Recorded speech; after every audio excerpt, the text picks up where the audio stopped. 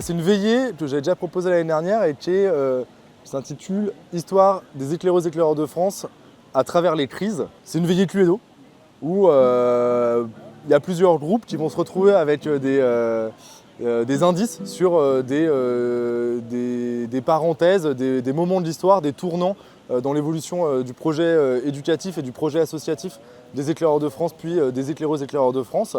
Depuis sa création en 1911.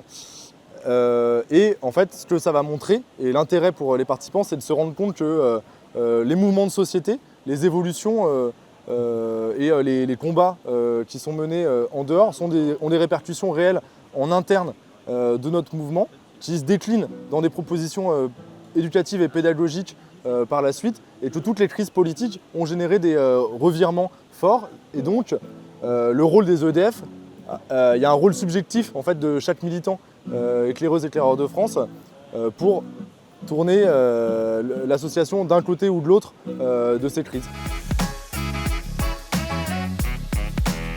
On trouve une force dans l'étude et la compréhension de l'histoire riche de notre association. On est en train actuellement, je pense, de vivre un petit revirement dans les fondements et l'orientation de notre mouvement, et avec une refonte et de l'ambition éducative et pédagogique, et qu'on est tous et toutes militants dans cette association, et comprendre qu'on n'a pas un petit rôle à jouer et que ce qu'on fait a du sens.